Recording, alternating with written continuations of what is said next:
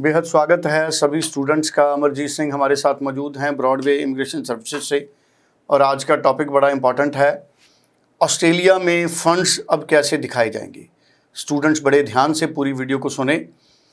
अब फ़ंड्स कितने चाहिए, कैसे चाहिए, ITR कितनी चाहिए, कैसे दिखाया जाएगा, इसी पर पूरी क्लैरिटी हमें देंगे। अमरजीत जी, आपका स्वागत है। मैं चाहूँगा पूरी क्लैरिटी शेयर करें। तो ऑस्ट्रेलिया लगातार इसके लिए भीड़ जो है वो बढ़ती जा रही है, स्टूडेंट्स का इंटरेस्ट इसमें ज़्यादा होता जा रहा है। बट एक न्यूज़ जो आप लगातार सुन रहे हो, फंड्स की ज़रूरत नहीं है, नो फंड्स रिक्वायर्ड, उसके ऊपर क्लैरिटी होना आपको बहुत ज़रूरी है। तो मैं बता दूं, ऑस्ट्रेलिया के अंदर असेसमेंट लेवल्स होते हैं, और असेसमेंट लेवल यूनिवर्सिटीज़ के, इंस्टीट्यूट्स के, कॉलेजेस के भी होते हैं और कंट्रीज़ के भी होते हैं जहाँ से बच्चे आते हैं। ये असेसमेंट लेवल का स्केल 1 2 3 तक रहता है, मतलब या लेवल 1 होगा या लेवल 2 होगा या लेवल 3 होगा। इसी तरह कंट्रीज़ का भी लेवल या तो 1 होगा या 2 होगा या 3 होगा। अब इन दोनों लेवल्स को प्लस करने पे जो नंबर आएगा उसके हिसाब से चेक लिस्टें बनी हुई हैं, और वो चेक लिस्ट आपके एप्लीकेशन के ऊपर अप्लाई होती है, उसके अकॉर्डिंग आपको डॉक्यूमेंट्स देने पड़ते हैं। तो जब आपकी चेक लिस्ट नंबर का टोटल 4 आ जाता है, मान लो आज की डेट में इंडिया लेवल 2 में आ चुका है, और कोई भी इंस्टीट्यूट आप लेवल 2 का लेते हो तो नंबर 4 है, ठीक है जी, या लेवल 1 लेते हो तो नंबर 3 है, तो मतलब 4 हो गया। तो 4 वाली जो चेकलिस्ट है वो आपके ऊपर अप्लाई हो जाती है, या जो 4 से कम वाली है वो अप्लाई हो जाती है। तो भाई इसके अकॉर्डिंग फंड्स एम्बेसी नहीं देखती, ठीक है जी। आप जब आप फाइल लगाओगे ऑनलाइन, जब आपके कंसल्टेंट फाइल सबमिट करेंगे तो उनको फंड्स सबमिट करने की ज़रूरत नहीं है। इसके साथ साथ उनको इंग्लिश के भी डॉक्यूमेंट सबमिट करने की ज़रूरत नहीं है, जिसे हम RSPT कह देते हैं, जिसमें आप ये भी सुनते होंगे कि विदाउट IELTS। अब लेकिन ये दोनों चीज़ों की रिक्वायरमेंट आपको एडमिशन के समय रहती है, क्योंकि जब तक एडमिशन नहीं होगी, COE नहीं मिलेगा, तब तक फाइल नहीं लग सकती। तो जब आप COE के लिए जाओगे, किसी भी यूनिवर्सिटी को अप्रोच करोगे, किसी भी अच्छे कॉलेज को अप्रोच करोगे, तो वो डेफिनेटली आपसे ये चीज़ें मांगेगा, और वो चाहे इंग्लिश को लेके ना मांगे।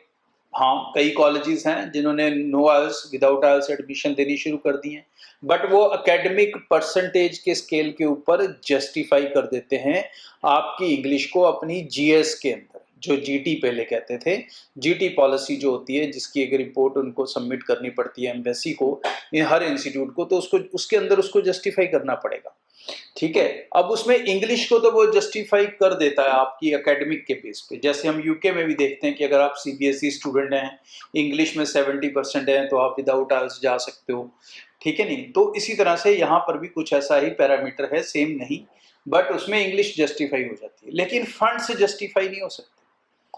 सो फंड्स एडमिशन के टाइम पे आपसे मांगे जाएंगे, चाहे वो एक दिन पुराने मांगे जाएं, बट वो मांगे जाएंगे, और उनको GS के अंदर जो इंस्टीट्यूट है वो डालेगा, तो ही एम्बेसी वीज़ा इशू करेगी।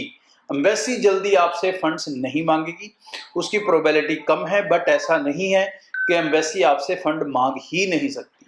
अगर उसे लगे तो वो मांग भी सकते हैं। So you have to keep your financials ready. अब ये है कि उसमें रिलैक्सेशन है, उनका 3 महीने 6 महीने पुराने होना ज़रूरी नहीं है। ज़रूरी नहीं है कि वो सारे फंड्स आपके हों। आप 30% तक स्कॉलरशिप कह रहा हूँ मैं, आप 30% तक स्पॉन्सरशिप जो है वो अपने रिश्तेदारों से ले सकते हैं। रिश्तेदारों के अंदर आपके इमीडिएट ब्लड रिलेशनशिप आएगा, मतलब आपके फादर मदर के अलावा आपके ग्रैंड पेरेंट्स, आपके चाचा चाची, दादा दादी, नाना नानी, मामा मामी, बुआ मासी, ये जो रिलेटिव्स हैं, ये इसके अंदर आपके काउंट हो जाएंगे, और आप इनसे 30% तक की स्पॉन्सरशिप ले सकते हो। बट स्टिल रिकमेंडेड कि जो 70 to 80% फंड्स हैं वो आपके खुद होने चाहिए, अगर आप वीज़ा सक्सेसफुली लेना चाहते हो। और यूनिवर्सिटीज़ में अगर आप एडमिशन्स की बात करोगे तो वहाँ पर क्राइटेरिया फंड्स का थोड़ा और चैलेंजिंग भी हो सकता है, क्योंकि यूनिवर्सिटीज़ को ये बॉदरेशन रहता है कि उनका खुद का लेवल कहीं कल को कम ना हो जाए अगर उन्होंने गलत स्टूडेंट रिक्रूट कर लिए। कॉलेजेस तो कई लेवल पे जुआ खेल जाते हैं, तो कॉलेजेस के अंदर फंड्स को लेके, इंग्लिश रिक्वायरमेंट को लेके रिलैक्सेशन मिल सकता है आपको, बट ये अच्छी यूनिवर्सिटीज़ के अंदर जिनके अंदर वीज़ा आने के चांसेस बहुत ज़्यादा स्ट्रॉन्ग हैं, वहाँ पर आपको इन चीज़ों के ऊपर डेफिनेटली अपने कंसल्टेंट के साथ वर्कआउट करना पड़ेगा। सो इस भ्रम में बहुत ज़्यादा आपको नहीं फंसना है, समझदारी से डिसीजन लेना है, क्योंकि ऑस्ट्रेलिया में फ़ाइल सिर्फ एक बार लगेगी। ये कनाडा नहीं है कि आप 4 बार, 5 बार, 6 बार अप्लाई कर लोगे, इस एजेंट से नहीं उस एजेंट से कर लोगे, ये चेंज करके कर लोगे, वो चेंज करके, ऐसा कुछ नहीं होना है। तो जो एक ही बार फाइल लगनी है, तो ज़रूरी है कि फाइल पूरी क्वालिटी के साथ लगे, बिना किसी कॉम्प्रोमाइज़ के लगे, तो ही आप एक अच्छे चांसेस ऑफ वीज़ा की उम्मीद कर सकते हैं। और डेफिनेटली इस बार अगले 6 महीने से 1 साल ट्रेंड जो ऑस्ट्रेलिया का वीज़ाज़ का है, वो बहुत शानदार रहने वाला है। लेकिन इसके साथ ये भी सजेस्ट करूँगा कि अपनी एप्लीकेशंस को लेट भी ना करें, क्योंकि दिन ब दिन अब एप्लीकेशंस बढ़ती जा रही हैं और आने वाले दिनों में वीज़ा रिजल्ट्स में भी फिर ज़्यादा टाइम लगने लगेगा। बहुत बहुत धन्यवाद जी। मन्ने परमन्ने स्टूडेंट वीज़ा सलाहकार ਸਾਡੇ ਨਾਲ ਮੌਜੂਦ ਸੀ। ਸਕਰੀਨ ਦੇ ਉੱਪਰ ਟੈਲੀਫੋਨ ਨੰਬਰ ਹੈ, ਇਸ ਨੰਬਰ ਤੇ ਤੁਸੀਂ ਟੈਲੀਫੋਨ ਕਾਲ ਕਰ ਸਕਦੇ ਹੋ। ਤੁਹਾਡੇ ਮਨ 'ਚ ਕੋਈ ਵੀ ਸਵਾਲ ਹੈ, ਕੋਈ ਵਹਿਮ ਹੈ, ਟੈਲੀਫੋਨ ਕਰਕੇ ਉਸ ਵਹਿਮ ਨੂੰ ਦੂਰ ਕਰੋ, ਉਸ ਸਵਾਲ ਦਾ ਹੱਲ ਪੁੱਛੋ, ਕੋਈ ਵੀ ਕਨਫਿਊਜ਼ਨ ਹੈ ਉਹਨੂੰ ਦੂਰ ਕਰੋ।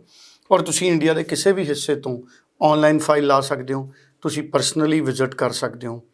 ਔਰ ਮੇਰੀ ਗੁਜ਼ਾਰਿਸ਼ ਹੈ ਕਿ ਪੂਰੀ ਤਸੱਲੀ ਹੋਣ ਤੋਂ ਬਾਅਦ ਆਪਣੀ ਜ਼ਿੰਦਗੀ ਦੇ ਫੈਸਲੇ ਕਰੋ, ਤਾਂ ਕਿ ਤੁਹਾਡੇ ਤੋਂ ਵੀ ਕਿਸੇ ਤਰ੍ਹਾਂ ਦੀ ਕੋਈ ਗਲਤੀ ਨਾ ਹੋਵੇ। Thank you so much.